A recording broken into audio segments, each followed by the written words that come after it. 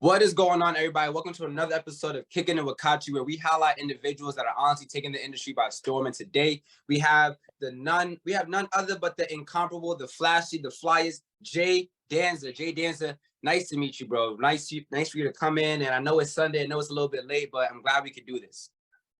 Man, it's the Lord's Day. I appreciate you, man. You know what I'm saying? I appreciate it, for real. Of course. And getting into it, I know you got the brand on right now, but to take a step back, right, what kind of inspired you to get into making clothes, getting into building your own fashion brand? Was it something that you always were into, or was it something that you were interested in the art and then it led to fashion? What's the story there? All right, so the story really behind that, really, I started off as a creative. I got a brand called Us Versus World. Us Versus World, I started doing blogs and writing about just my favorite songs. I'll just give my opinion. And it was just really like do it yourself. And then I formed a team, and we was doing Us Versus World for about 3 to 4 years strong. And then from there, a tragedy happened. I lost my aunt. She was really the one that raised me. You know what I'm saying? It was like a second mom to me. So with me doing Us Versus World, as time went on, basically I got involved with like bad business, and basically to become more independent and not have to depend on people so I don't run into that problem, I launched my clothing brand called Peace Corp. Every design is dedicated to my aunt.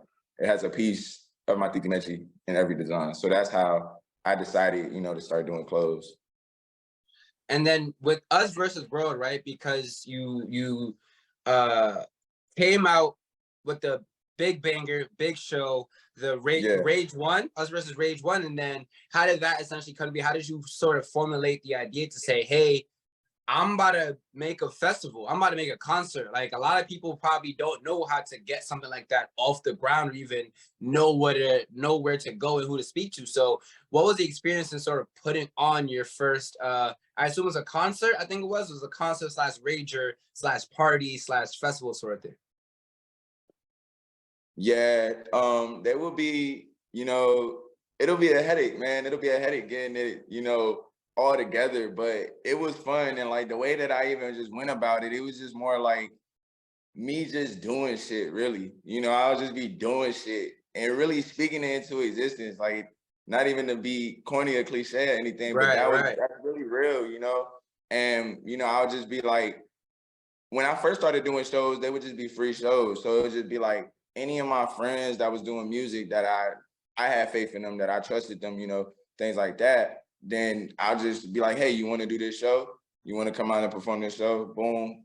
And then it'll be like a friend thing, And then that turned into, all right, let's not keep doing the free shows. Let's actually make more noise, you know what I'm saying? And really present ourselves. And basically we would start booking real headliners, like not local acts. So then from there, we did Streets of Rage 1 and then Streets of Rage 2. I think with Streets of Rage 1, I got to go back, but I want to say it was Fonny for the first one. For the next one, it was like Candy Paint. And then the third one was Nudie. So yeah, when we did all those, it would just be like, we would get the main act, and then it would just be the rest would be our like people that either we were friends of or our friends was friends of. So that's how that all came about. And then what sort of differentiates between the Us Versus World tour with Us Versus World concert with like Big Baby Gucci and all these big names and the Streets of Rage series that you started? Like what essentially separates the two, or is it like Us Versus World sort of grew into this new thing that is Streets of Rage? All right, so no, the Streets of Rage was never us. Like that was just with the people we was doing business with at the time. That was what they came up with. It was more like we was just teaming together and creating a show, like just creating an event. So the Streets of Rage, that was like their own thing. We was just a part of it. But yeah, we definitely had more shows besides Streets of Rage. We debuted it with NASCAR Allo. That was like our first biggest show, but that was like years back. But yeah, like we've been doing shows for a good while now. And like I said, like in going from starting in like, how did it feel to start in Charlotte, right? Like one of your very big shows in your hometown of, of Charlotte. So how does that feel to sort of go back to where you're from and collaborate with all these local artists, local vendors, local venues to essentially put on a show for the city? It was, bro, it was the best feeling, really. I had my family out there. Like, it was just the best feeling. And having, like, you really win, you could really win when you got your hometown behind you. You can't win without having your hometown behind you. So once you got your hometown behind you, it was just like, I got that surreal feeling. And that's what created that entire drive that I have now to just keep going. Like, if I could get my hometown, you know what I'm saying, to support what we have going on, I could get the entire world. Right, exactly. And hey, if you have another show in North Carolina, hey, my brother live in Fayetteville, so I'm only a hop and a skip away. Yeah, exactly. I'm only a hop and skip away to get over there. So if you got another show, hey, I could be a little MC, I could be a little host. You ain't gotta pay me too much. I just come with the vibes. Facts, yeah. All the good vibes is welcome all the time, man. Let's do it. So what was the transition, I guess, coming from, Dirty South, coming from North Carolina to then go to South LA, right? And then embracing being a true creative professional, essentially moving into a space where you're on your own, doing your thing, make your own moves without having the comfort of home, the comfort of family constantly being around you. What was that transition like? That transition was real, y'all. That transition was real because LA is a different beast. Right. It's not gonna be that Southern hospitality love that you could get. Like LA is a strong force. The people they different. The atmosphere is different. You gotta really be out here and prove. You gotta prove to other people you here to stay. Like you here to stay. You take what you do serious rather than, for instance, people just not taking you serious, Right, like you gotta give them a reason to want to take you serious. So that transition was really real, and like I said, like I'm still going through the transition. I feel like that transition would never really go away for real, because LA and Cali has never really been my home. I reside out here now, but yeah, I'm used to that Southern hospitality. Right. And I feel like same thing, like coming from a place where like everybody, you're doing your thing, you find your passions, everyone's like, you ain't gonna make it a second, third. But then you go out to a place where you actually can't make it, and everyone's looking at you like everyone's trying to do the same thing as you, bro. Like, what makes you different? So it's a different mindset to kind of get into like, shit, it's a different way of people looking at me differently, but it's different how they look at me differently out here. So and growing that, like you said, you grew your brand through a very tragic time as well. Like in going through a transition, trying to find your own passion, your aunt died, right? Rest in peace to her. So how did that sort of spark your passion towards saying, hey, I want to make clothes out of this. I want to make icons out of this. I want to make a statement out of this pain that I'm feeling. I'm not gonna lie, bro. It took a while. It wasn't right away. I was already doing Us versus World, and then I had like a whole hiatus, really. I took about, I want to say like a year and a half to 2 years off. And then really after I did the nudie show, and it was a good turnout, but it was just the business aspect of it. It wasn't. So with that being said, that's what really made me stop and be like, no, I know that I could be greater than this. I'm not gonna let this setback, really deteriorate me, because with with the tragedy as well. So with that being said, that's really what drive me, what made me want to do it for real. I was just like, all right, this is exactly what I'm gonna do. I came up with a design within a few days, really, with the help of, I got another friend too. He helped me with the design too. And yeah, it's ever since then, like it's really been moving and it's really been inspiring me myself. Right. And in creating these clothes, what sort of pushed you to make the clothes that you make, right? Like, did you always have an eye for saying, was that something that you always kind of had in the back of your mind? Like, I want to have a fashion brand. I want to work with fabrics. I want to have my clothes look like this. Or was this something that you kind of also had to learn with that hiatus, with that rediscovering yourself, with that rebranding yourself? Was that something that just picked up along the way? Yeah, it picked up along the way, but I won't say like clothes is something that's entirely new to me, you know. Right. I mean, But I we know won't. you a stepper. We see the Instagram posts. We know you be stepping, man. We know that. So like with that being said, like so I was already familiar with it, and I know how I could put things together and try to make them look nice. So really, it was something like that. It wasn't like deeply into fashion and all that. But now, as I transition into keeping this brand going, I'm more so now learning what it is to be a designer. The elements of creating and everything like that. And in being, I wouldn't say new, but being a student of this new facet of your creativity and sort of growing that brand of yourself as well, was it surprising, or was it sort of inevitable that you thought of how positive the response was, right? Where a lot of people, you look at certain artists or certain production companies, and they may come out with apparel that doesn't do as well, right? Like Beyonce has one of the worst selling apparel lines with Adidas, right? So did it kind of feel surprising to you to say, hey, all these people rock with me from one side of my creativity, but it directly translated to this new venture, this new experiment, this new project that you're working on? Was it kind of surprising to see all the positive feedback that you were getting for Peace Corp? Yeah.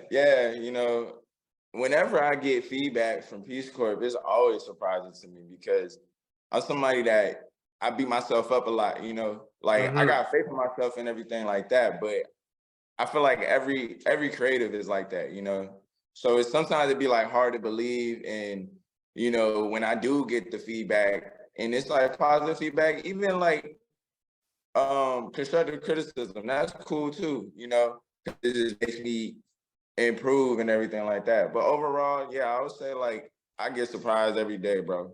I get surprised every single day. And then with my message behind it, like with my message being that every design is based, it has a piece of my Dimechi, a part of it. So when I see anybody that's wearing it, of course, like they might be wearing it because they like the design, it's cool. They're not gonna wear it for that reason. But to me, I'm like, that's the reason, and that's right. And like with a lot of brands I see now, it becomes this importance of being a brand with a message, right? It's people, there's a lot of saturation right now in the game of fashion where people just have brands, which is cool. Love everyone to be able to have accessibility to create and do what they want to do. But we already know that what leads brands forward and what leads the movement are these brands with messages, right? So in gaining the message of peace, right? Nonviolence, and attaching it to clothes, is that something that you kind of want to continue moving forward? I know you just dropped the Restoring the Peace hoodie that you just dropped. So is that something that is going to continuously be part of your ethos, this nonviolent, peaceful brand identity? Yeah. It's always the whole time, forever. I'm gonna be spreading peace. That's what I want to do because one thing about me, I like authenticity. I just like authenticity. It got to be fully organic, no gimmicks to it or anything. And yeah, with my brand being called Peace Corp, that's all that I'm giving out. I'm giving out peace. I'm giving out just positivity, just being happy, like lively, anything like that. Yeah, I'm always going to be pushing that. And moving forward and looking at you now have two brands, right? You are now the CEO and founder of Us versus World and Us Peace Corp, right? Or should I say, it's actually funny how it's spelled because it also looks like US Peace Corps, which is like the actual Peace Corps. So I see what you did there. It's pretty clever. But you have these two behemoths of brands that are in each of your hands. How do you essentially go through your day-to-day as a now two-tone creative, as essentially from going from one-tone professional to two-tone creative? How does your day-to-day go? Like, do you sort of take some days to just focus on Us versus World a little bit more than Us Peace Corps? Or do you think that you're kind of divvying up your day equally between the two? Or is it kind of a random up in the air sort of thing? Nah, so my main focus day to day, every day, day in, day out is Peace Corp. Us versus World is at a pause right now. basically once I make the same impact that I did with Us versus World, then they're gonna both combine. You know, and when they combine, everybody's just gonna be in for a huge treat. You know, it's basically gonna be because Us versus World is that's the main thing. Peace Corp is just a branch, you know. So yeah, it's just me not boxing myself in. And do you think it's important as a creator? Because even today we see everyone doing everything. You're gonna have the fashion designer that also knows how to do music, or the music guy that also knows how to set design and things of that nature, or do photography and do film. Do you feel like it's important as a creative to do as you're doing and understand that we can take a step back from the main brand to truly put energy and develop the branch of this main brand? Yeah, take a step back and, you know, perfecting your craft. That's always something. I mean, that's the way that I see it. You know, that's the way that I'm saying that I'm doing it right now, you know, with what I have going on. So yeah, you know, and it's definitely working. It's been working for me, you know, and like I said, when the time comes that I can combine both of them, then it's gonna be beautiful, really. You know, because what I already did with Us versus World, I've met so many people, you know, like, and that's been a great turnout. So I know that I can make Peace Corp a great turnout too. So then what are we looking forward to, right? Like I said, I know you just dropped the Restoring the Peace hoodie. Everyone watching this right now, make sure you go check that out at US Peace Corps. That's at US Peace Corps Instagram right now. It's live right now if you guys want to get that. If it's sold out by the time this video comes out, sorry, you should have been on the page before the video even came out. But you just dropped this hoodie, right? So what more can we look from you from anything for the rest of the year? So just expect more drops, really. You know,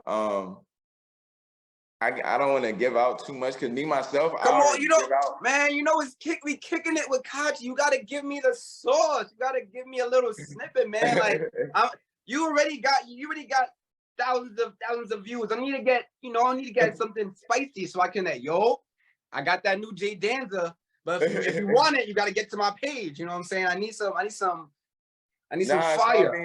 I mean, like, I'm a hat guy, so like I'm really going to create some hats. You know, I want to. Okay. I got some ideas in the works and stuff like that. So really expect, like, you know, hats, accessories. But yeah, like I said, like, and then as I present as well, you know, so people end up seeing like what I may have in the works and things like that. I know I had rough drafted. It was gonna be like a series of T-shirts, and I'm still gonna do it, but it was gonna be a series of T-shirts that what I could really say is like just artists that my aunt used to listen to, and the idea that I have for it was it was just gonna be cool, you know. So I still might do that capsule. I do have a one-of-one exclusive drop on the way, cut and sewn by this guy. He just randomly just hit me about it, and I just sent him the hoodies. So he needs the fabric. But yeah, that's really what I have on the way. I have a one-on-one exclusive rework of these right here. Okay. In this color, and in gray and brown. So expect something from that. I love it. I'm telling you, I love the exclusives. You go see my name on the shopping cart one day when the paycheck hit. Not right now, but when the paycheck hit, you go see my name on it. I need to get me some merch, man. Especially, but speaking of hats, make sure you guys also check out the US Peace Corps. Us Peace Corps trucker hat that also dropped not a few months ago. Going crazy with all the merch that's going on. Congratulations to your success, bro. So now with Us versus World, you said there's a hiatus as well. So coming to now, like I said, speaking to those creatives, how important is it to really take that step back and not being afraid of rebranding, right? Because you rebranded Us versus World a couple of times, but unapologetically so, and in bigger and better fashion every single time that you've done it. So what's the importance, and what sort of gains do you, what sort of growth do you gain from taking a step back, reworking the brand, and then rebranding, coming out with a full rebrand and coming out harder? I mean, really just going through life, you know, like sometimes you may not have to rebrand, you know. I feel like when you know, needing to rebrand, it may be something going on in life, anything like that. But like I said, like any advice I give to a creative, that is in that position or anything like that, like definitely don't be afraid to do it, because just like you said, like you can always return in a more greater force than you were, prior. Right. So evolution, like I never take anything. I never like evolution is good. There's nothing negative about growing, Right. wanting to grow. But yeah, And, so continue. No, go ahead, man. I was gonna say, like, now that you, like I said, in running with these two big behemoths of a brand, and then you're growing us Peace Corp, how do you what do you do, or how do you find the time to sort of censor yourself and get away from the noise? And honestly, when we turn our passion into professions, it can seem like the outlet is becoming a job. So how do you essentially find a way away from the job? What do you mean? Well, how do you essentially decenter yourself? Being in a new city, do you essentially travel back home, or what did you find that helps you remain centered in Jay Danza? Oh, okay. New sceneries, man. New sceneries. I was just watching this interview with Lauryn Hill, right? And she said the reason why she only came out with that album was because, like, she would have came out with more albums, of what she was saying in the interview, but she didn't, because she felt when she was in the studio, they were gonna be forced, and she was forcing the songs, Right. and she didn't like how they sounded because she wasn't living. So what I'm trying to say is, like, I gotta live, I gotta keep living in order to keep creating, So new sceneries, I can't stay stuck in the same place. That's one thing.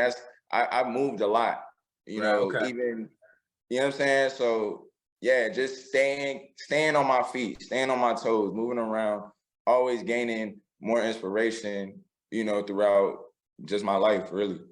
Right. And like I said, do you have anything before we head out of here? Do you have anything more that you want to share about? I know you're not too big on the sneak peeks. You already gave us a bunch of sneak peeks about what we about to get for the rest of the year. But anything else you want to share about your brand, Jay Danza, Us versus World, Us Peace Corps, anything in general that you're working on that you just want to let everyone know watch this interview right now? Just I just want to thank everybody, and you know what I'm saying, I want to thank you too, you know what I'm saying, for supporting what I have going on. I know there'll be more new supporters in the future, and I just want to have fun with this. I want to have fun with it. I want to continue to create, and I want people to continue to appreciate what I got going on. Because it's coming from a good source. It's coming from, it's just coming from a good source, man. Like, I got love for everybody who got love for me. Definitely. And I love that you say that, because I love to do this part in all my interviews where I feel like, honestly, in my eyes, and I don't know if I'm the only one that does it, but hey, F it. If I'm the only one that sees it, I feel like I'm the smartest person in the room anyway. So that I'm the only person that matters. But I feel like I'm interviewing some really dope individuals that's really doing what a lot of other people want to do, that they're seeing that they're doing, and they have aspirations to do what you are doing. So I believe that you have some knowledge, some tidbits that you can share to anyone watching this interview that can learn from you. So what are 3 lessons that you learned on your journey that you kind of want to bestow onto that next up and coming designer, set designer, networker, creative industry, anything person that just wants to follow their dreams? All right, 3 lessons. One would be never lose faith in yourself, because if you lose faith in yourself, nobody else will ever believe in you. 2, I would say not everybody's genuine. Not everybody has the most, not every hand that you shake is gonna be genuine. So that's the second one. And then third, just continue living so you could continue to create. For every creative, any and every creative, continue living. You cannot be boxed in, you cannot be in an isolated room and expect to create magnificent things. You will, don't get me wrong, but for an endless amount of creativity that any individual would have, like, you just gotta be out there living. Right. But yo, Jay Danza, man, first of all, that's a sexy ass name. That's a cold name, man. That's a real. You was born with that name. You real lucky, man. You was born with that one. Yeah, you came out spitting, man. But yo, thank you, man, so much for coming in, kicking it with me. I know it's late it's late for me on a Sunday, but it's kind of early for you. But I know it's in the middle of the day for you, probably trying to get your rest on. But thank you so much for kicking it with me, bro. I appreciate it so much. All right, man. No problem, man. You be easy, man. Appreciate it. Of course. And yo, thank you guys for watching this interview right now. You can check it out on the DC Voice, at the DC Voice on Instagram. You guys can check out my boy Jay Danza at _JAY Danza. That's DENZA. And check it out, US versus VERSUS World at, put it before that, and at US Peace Corps. 2 brands that you guys need to rock with before they get bigger than you can handle. Yo, we're out of here. See you guys.